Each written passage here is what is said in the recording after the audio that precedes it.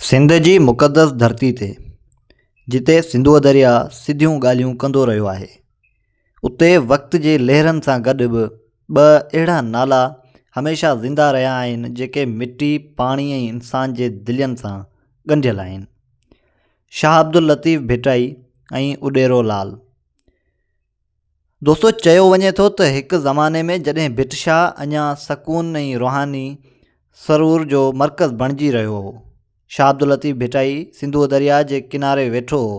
शाम जो वक़्तु हो, आसमान ॻाढ़े, नीरे ऐं सुनहरी रंगनि सां भरियल हो ऐं दरिया जूं लहरूं आहिस्ते आहिस्ते किनारे सां टकराए रहियूं हुयूं, ॼण कंहिं अणॿुधायल राज़ खे विरजाए रहियूं हुजनि।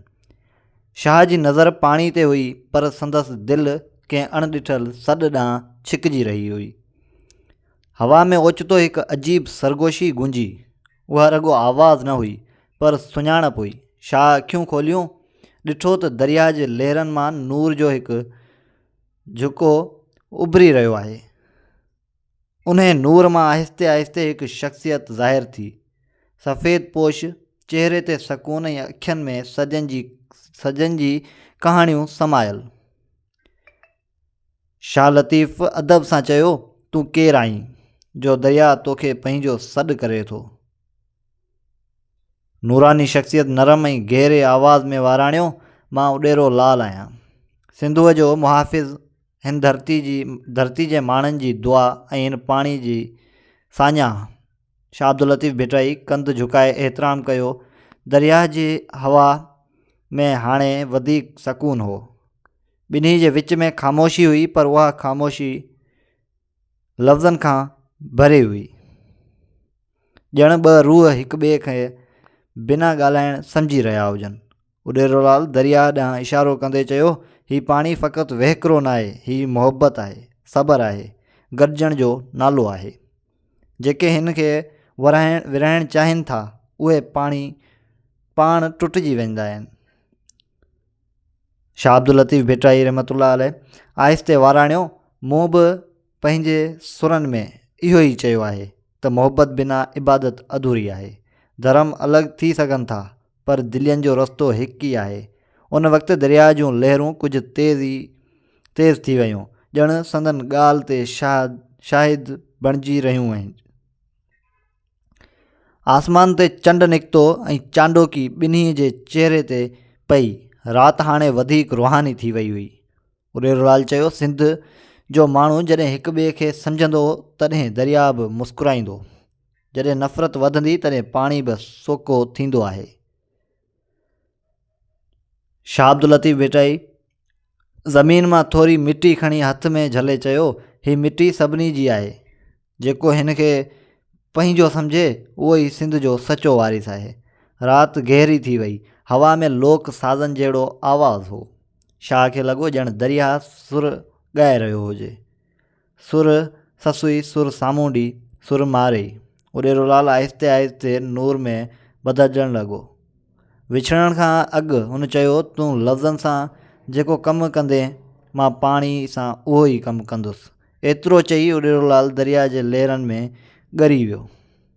पाणी वरी आम वहिकिरो बणिजी वियो, पर फ़िज़ा में कुझु अणॾिठल रहिजी वियो, सकून, एहतियात ऐं सिंध जी सुञाणप। शाह अब्दुल लतीफ़ भिटाई अञा घणी देरि ताईं साॻिए हंधि बीठो रहियो हो।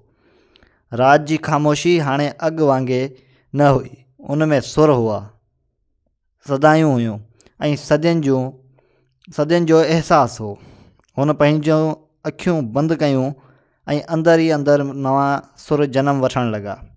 लफ़्ज़नि खां अॻु अहसास ऐं अहसासनि खां अॻु मुहबत। ॿई ॾींहं सुबुह जो जॾहिं सिजु दरिया मां उभरियो, त भिट शाह जे चौधारी माण्हू गॾु थी विया। कंहिं चयो त राति दरिया किनारे नूर ॾिठो वियो, कंहिं चयो त पाणी मां आवाज़ ईंदा रहिया आहिनि। शाह अब्दुल लतीफ़ ख़ामोश रहियो, छो त कुझु ॻाल्हियूं ॿुधाइण लाइ न, पर जीअण लाइ हूंदियूं आहिनि। उन ॾींहं खां पोइ शाह अब्दुल लतीफ़ भिटाई जे सुरनि में दरिया वधीक गहरो थी वियो। सुर मारई में धरती सां वफ़ादारी वधी वई। सुर सामूंडी में सफ़र ऐं इंतज़ार जो दर्द वधी वियो ऐं सुर ससुई में विछोड़े सां गॾु उमेद बि वहणु लॻी।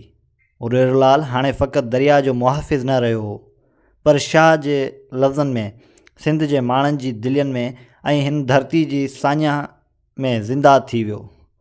वक़्तु गुज़रंदो रहियो, हुक्मरान आया विया, दौर बदिलिया, पर सिंधु पंहिंजे वाट न बदिली ऐं शाह जा लफ़्ज़ ॻोठ ॻोठ पहुचंदा रहिया। चयो वञे थो त अॼु बि जॾहिं राति दरिया सिंधु ते चांडोकी पखिड़िजे थी त जेकॾहिं को दिलि साह ॿुधे त लहरनि मां सुरनि जो आवाज़ु अचे थो। उहो आवाज़ु शाह अब्दुल लतीफ़ भिटाई जे लफ़्ज़नि में ऐं उॾेरोलाल जी दुआ जो मेल आहे। सिंध जे रूह जो आवाज़ु। ऐं हीअ कहाणी उते ख़तमु नथी थिए। ऐं दोस्तो हीअ कहाणी हिते ख़तमु नथी थिए, छो त जेसिताईं सिंधु वहे थो, जेसिताईं भिटशाह जा सुर ॻाया वञनि था ऐं जेसिताईं सिंध जो माण्हू पंहिंजी मिटी ऐं हिक ॿिए सां मुहबत कनि था, तेसिताईं शाह अब्दुल लतीफ़ भिटाई ऐं उॾेरोलाल गॾु गॾु हिन धरती ते ज़िंदा रहंदा आहिनि। उमेदु कयूं था तव्हांखे अॼु जी वीडियो पसंदि आई हूंदी। जे वीडियो पसंदि आई हुजे त वीडियो खे लाइक कयो ऐं वधि